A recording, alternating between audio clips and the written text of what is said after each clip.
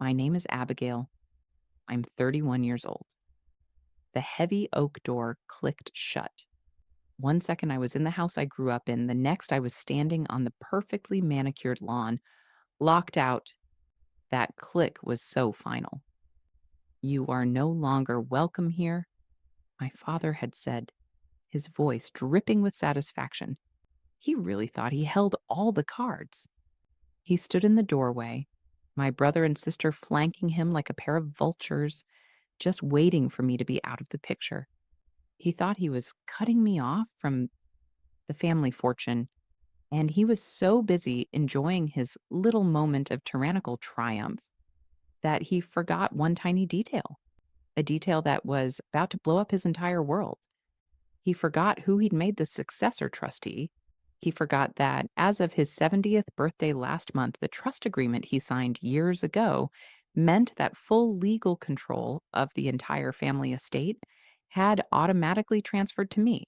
He forgot I held the keys to everything he had just locked me out of my own house. And now I was about to calmly and legally dismantle his entire world. It's funny in a dark sort of way. The very reason dad put me in charge of the trust is the same reason he never respected me. I was always the responsible one. While my brother Mark was racking up debt on sports cars and my sister Chloe was funding a lifestyle straight out of a reality show, I was the one who went into finance. I got the boring degree. I spent my weekends reading market reports instead of partying. My father, who built his empire on risky deals and big talk, didn't see my quiet confidence as a strength. He saw it as a weakness. I didn't have his killer instinct. Mark had it, he'd always say. Chloe had the social charm. I just had spreadsheets. About 10 years ago, his expensive lawyers convinced him to put everything into a revocable living trust for asset protection. He was the grantor, the creator, and at first he was also the trustee, managing it all. But the lawyers insisted on a clear line of succession. I remember his lawyer asking, "Who is the most responsible person you know? Who won't gamble it all away?" My father actually scoffed. "None of them are perfect," he grumbled. But even he couldn't deny the facts. Mark was a liability, and Chloe thought a portfolio was a type of handbag. So reluctantly, he named me as the successor trustee. The document was crystal clear. Upon the grantor, my father, reaching the age of 70, the role of trustee would automatically pass to me.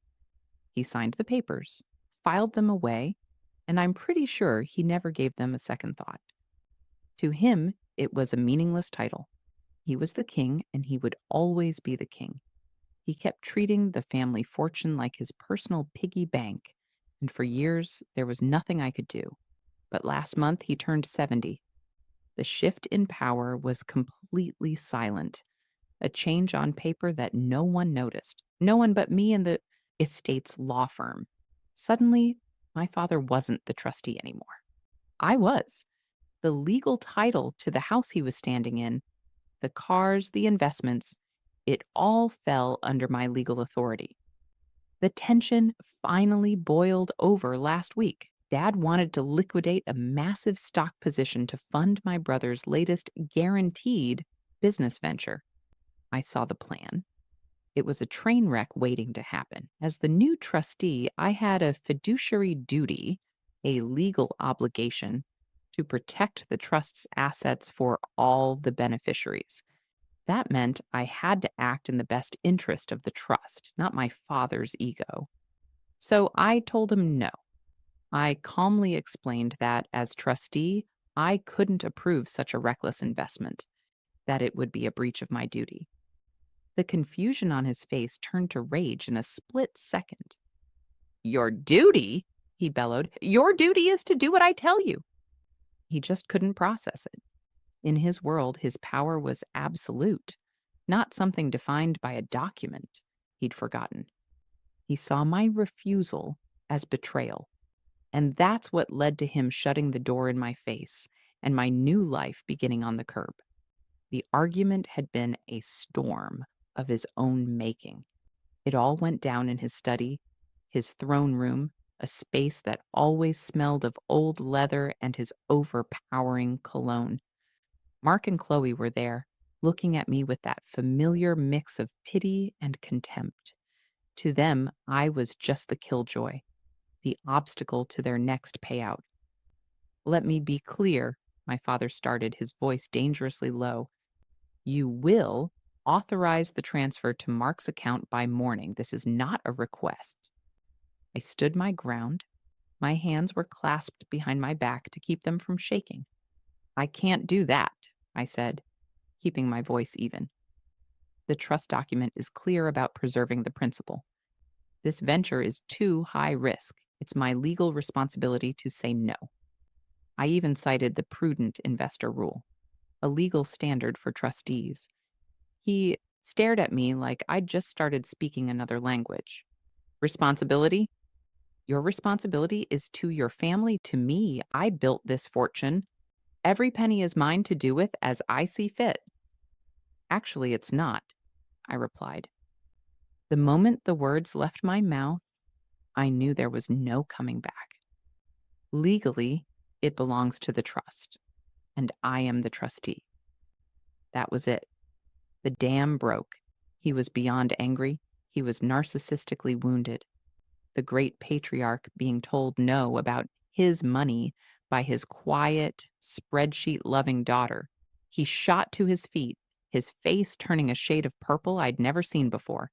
You live under my roof. You exist because of my generosity, he roared. If you think you have any power here, you are sadly mistaken. You are nothing without me. He pointed a trembling finger at the door.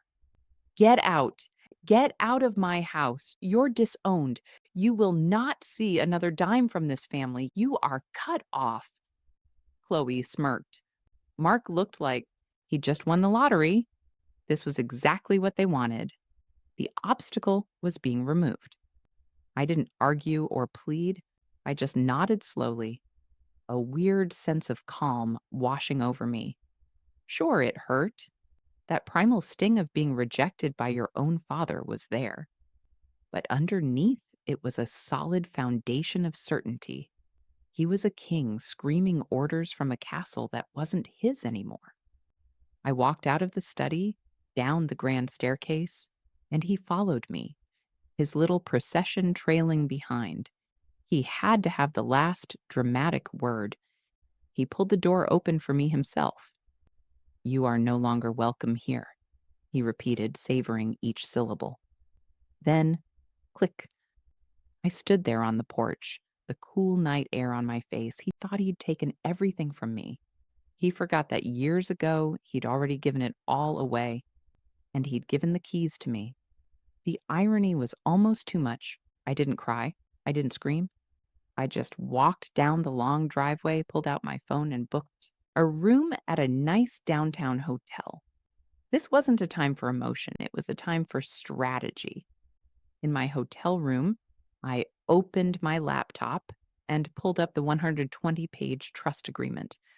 I reread every line on trustee succession and fiduciary duties, highlighting the phrases my father had so conveniently ignored. The next morning, my first call was to Arthur Vance, the senior partner at the law firm that structured the trust.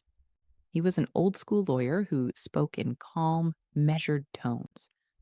I've been expecting a call, Arthur said, after I quickly explained the lockout.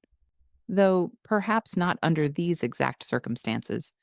Your father seems to be under a significant misapprehension about his current role. He thinks he's still in charge, I said flatly. He is the grantor and a beneficiary, Arthur confirmed. But he is no longer the trustee. His authority to direct trust assets ended on his 70th birthday. Your duty isn't to him, it's to the trust itself. You were legally obligated to deny his request. You could be held liable if you didn't.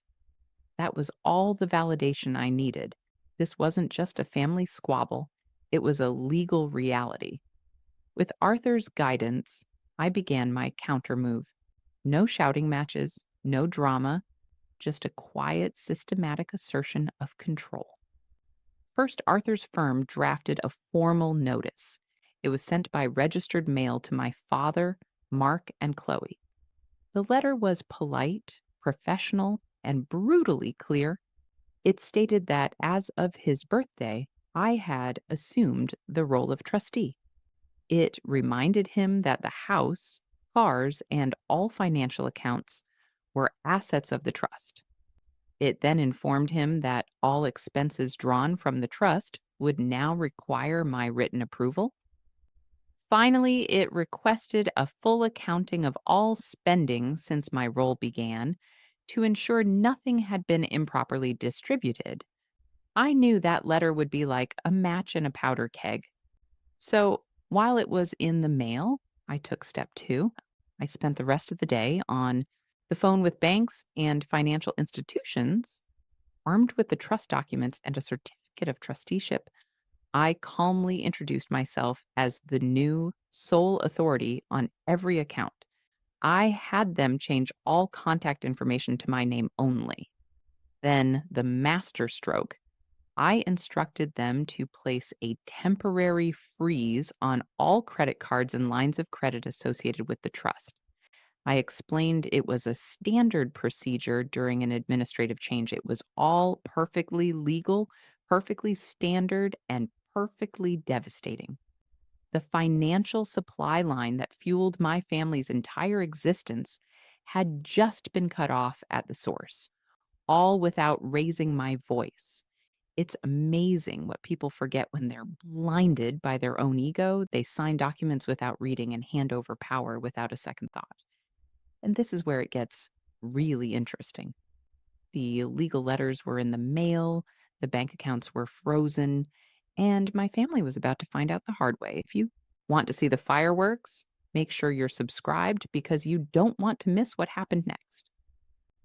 The silence lasted for exactly 48 hours. It was the calm before the hurricane.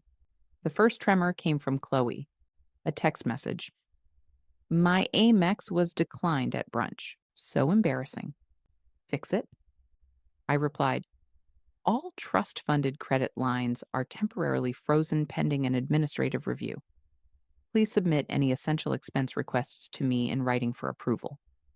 Her response was a string of angry emojis. She still didn't get it. The main explosion, of course, came from Dad. My phone rang. I let it go to voicemail. He called again. Voicemail. He left a string of messages that went from confused to outraged to outright threatening. The real moment of truth came on day 3. My father called again, but this time his voice was different. The rage was there, but underneath it was panic. What have you done? He demanded, skipping hello. The bank won't let me transfer funds. They said I need your authorization. I took a slow breath. That's correct, I said, my voice steady as a rock. As I informed you in the letter you should have received, I am the legal trustee. All transactions require my sign off. There was sputtering on the other end. This is a ridiculous bluff. I'm going to call the bank and have you removed. You can't, I said simply.